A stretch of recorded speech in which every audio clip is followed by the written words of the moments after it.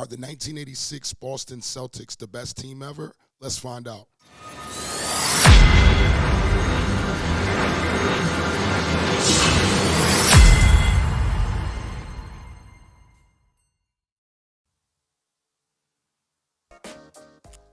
As we established in the beginning of the video, the Celtics lost the '85 finals to the Lakers for the first time in franchise history.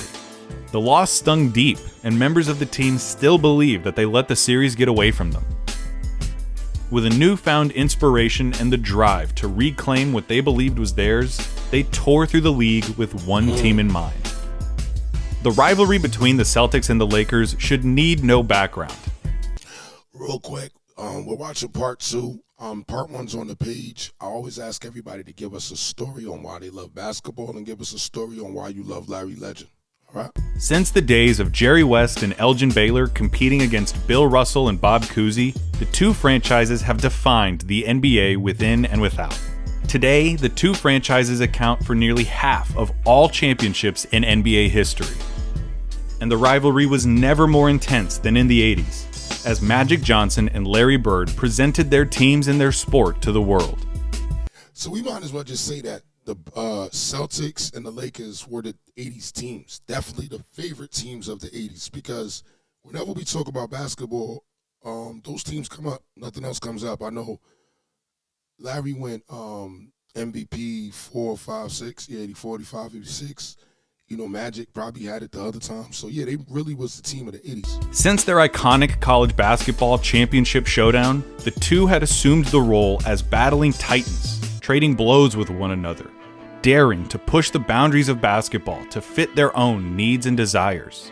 No pass was too extraordinary, no shot too outrageous. And after the Lakers had landed such a damaging blow in the finals, Bird and the Celtics were eager to return the favor.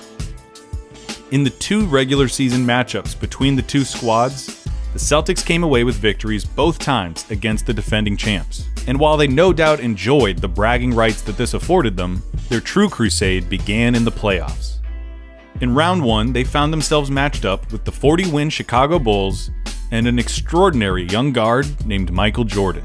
Having missed most of the season with an injured foot, Jordan was eager to assert himself and unleash his latent talents.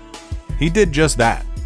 After a 49-point performance in Game 1, Jordan put on a spectacle in Game 2 by setting the NBA record for most points in a single playoff game with 63. Wow. Bird famously described the effort as God disguised as Michael Jordan. It was said God disguised as Michael Jordan. Write that as a quote in the comments, bro. a glimpse into the future of the NBA and a coming out party for the league's next great star. Ultimately for the series, though, it didn't even matter. The Celtics won both games.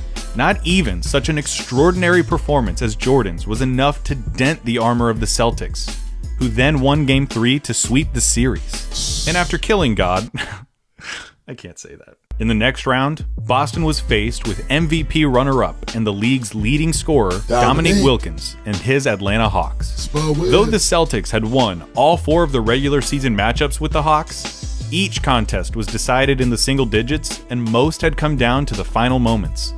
Dominique represented Bird's toughest matchup in the East, with his boundless athleticism and potential for incredible outbursts. The Celtics succeeded in containing him for the most part, though, putting up walls to the lane and closing out on his jump shots. Though they were competitive through the first 3 games, the Hawks were at the mercy of the Celtics and found themselves down 3-0. With Game 4 in Atlanta and a series victory for Boston all but certain, Wilkins and backup point guard Spud Webb caught the Celtics with their foot off the gas, combining for 58 points and denying them a 4-game sweep. It's crazy. Back in Beantown for Game 5, Bird and company took the opportunity to remind the Hawks, themselves, and the league that this was their year. In one of the great statement games in playoff history, Boston turned an 11-point halftime lead into a 33-point blowout, punctuated by an absurd third quarter in which the Celtics outscored the Hawks 36-6. Defense turned into offense. Offense turned into more offense. And by the end of the period, the crowd was bursting with supreme confidence in their team. They just can't believe what has happened to them. Starting to chant "Beat LA." A little premature. Yeah, that's what I love about basketball back in the day, bro. They chanting BLA. Like, you could do that, but beat LA. That's what I love. What era of basketball is your favorite? 80s, 90s, now? I don't like now. I like back in the day. The Celtics were a team of destiny, and the Garden knew it. Boston then easily dispatched a 57-win Bucks team in the Eastern Conference Finals. Though in fairness, Sidney Moncrief had sustained a hobbling foot injury earlier in the playoffs. He missed Game 1 and was ultimately held in check by the Celtics, who took the series in 4 games. Would a healthy Moncrief have made a difference? Unquestionably. Would the Celtics have swept the Bucks? I think it's unlikely. But would they still have won the series and advanced to their 3rd straight finals? Yes. In any case, the Celtics were now 4 wins away from capturing their championship and submitting their application to the all-time team discussion. All they needed was a worthy opponent. And they got one, though it wasn't the one they were expecting. That's because the defending champion Lakers had been upset in just 5 games by the upstart Houston Rockets and their mammoth combination of big men, 7'4" Ralph Sampson and 7-foot Akeem Olajuwon. And they intended to prove that their victory over the Lakers had been no fluke. After 2 Celtic victories in Boston, the series moved to Houston for the next 3 games. Here, the Rockets put their foot down and showed a resilience not yet seen against these Celtics, earning the respect of the basketball-watching public.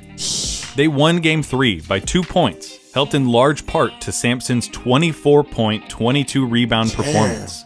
Still against the ropes, though, they faltered in Game 4, suffering a 3-point defeat. With a 3-1 series lead through the first 4 games, the Celtics were on the brink of their destiny. They'd been able to mitigate the Rockets' size advantage on the boards, though the 23-year-old Olajuwon had succeeded in making himself known as an intimidating and impressive young talent.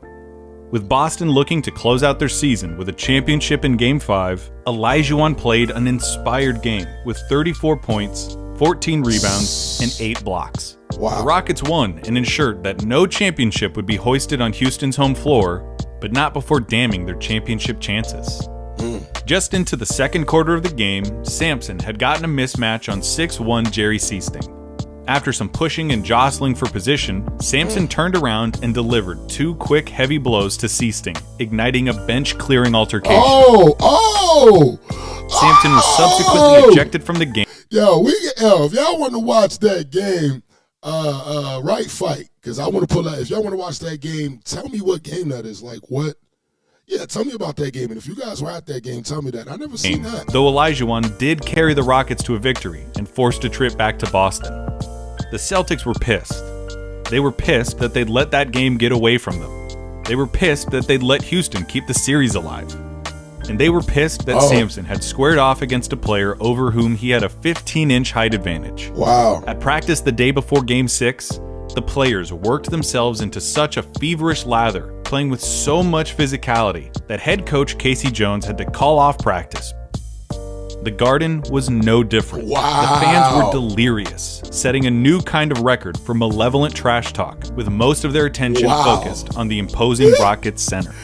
The team and their fans wanted to win, to claim their rightful place at the height of the sport, and they wanted to make the Rockets regret the day they ever messed with the Boston Celtics. And the instrument for that righteous fury was none other than Larry Bird.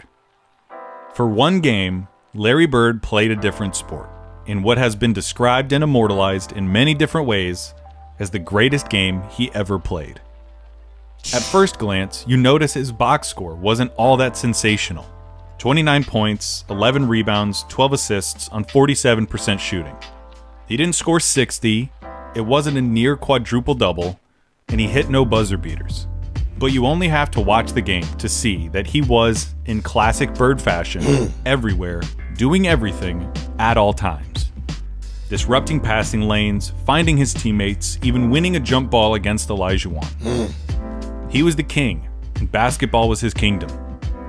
The Celtics walked out with a comfortable 17-point victory as world champions, with Bird remarking himself that it was the best performance of his career, the only one that he ever felt totally prepared for. Afterwards, Red Auerbach blessed the team as one of, if not the, greatest he'd ever seen.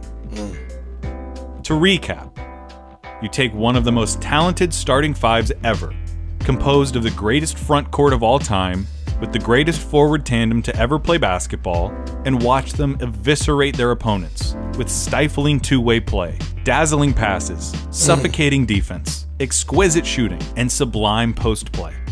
They win more games than have ever been won by their illustrious club and proceed to rampage their way to a championship, culminating in the best game in the career of one of basketball's most brilliant talents. The Boston Garden stands no more. Demolished in 1998 after 70 years of service and replaced with a building with air conditioning. Wow. I'll never get to see it. Never get to ask the walls my questions, nor gag down a Sam Adams surrounded by insufferable Boston sports fans. Among the distinguished teams that called the parquet floor home, one stands alone. And if those walls were still around, if that floor could talk, I know what I'd ask them. And I think I already know the answer they'd give. They'd tell me that the 1986 Boston Celtics were the greatest basketball team of all time. Well, we watched part 1, we watched part 2, and I want to know, here's the very important part. Do you feel like they're the best team? The 1986 Celtics were the best team. If you don't feel like they were, tell me what team you think could contest with it. I've been enjoying this whole Larry Bird experience, and, I want y'all to definitely take out the time to go to my channel and look at the videos. I want to thank everybody that's actually been subscribing and just, overall support. We're on our way right now to 1 million subscribers. I'm only at 35K now. Make sure y'all subscribe and hit the top bell, and I'll see you on the next one.